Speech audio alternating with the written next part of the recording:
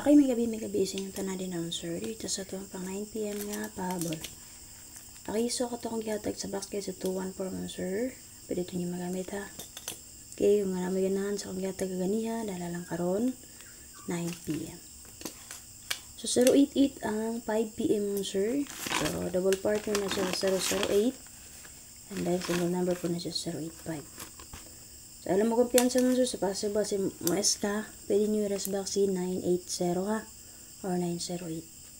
And then, syempre mo sir, base 088, kung na mo'y napili ang combination kaya naka-plaster, pwede nyo pick upon. Kani plaster ang combination 026, 583, 138. Kani pwede gyapon 638, 283, 051. Kung ganaan mo rest back na 880, pwede rejud, dahil ang expert ang combination niya si 186. Wala may napili ang combination 3 man sir na naka-plaster, pwede mo magpili. O syempre man sir, pag-target rumble lang yun mo. Ha? Okay, waiting combination na to di man sir, kani, pwede nyo ni atangan. Pwede nyo ni dalon ugma. Syempre man sir, again, pag-target rumble. Yan nga box guy, pwede nyo ni magamit ugma man sir. Box guy sa 085, kini, 088, pwede nyo ni magamit ugma. So, pagpili lang diri kung na may napilian nga combination. So, 9 PM na to karon. Check na yung update first log man sir. Kaya man na siya update ha. Tawa lang ninyo kay possible di ay makaswerte karon 9 PM.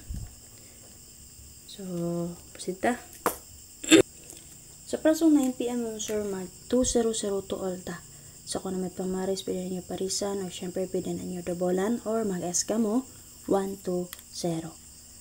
Okay, so geto na isa sa alas 9 kagahapon. 214 kung gusto mo mag-eska. Okay? And then, syempre mo sir, naka-best din ang 620. Combination na gamandat na ganihan mo sir.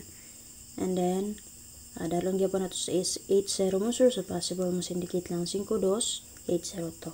So, kung namit pamaris sa 2002, pari silang anyo palihog. Okay mo sir?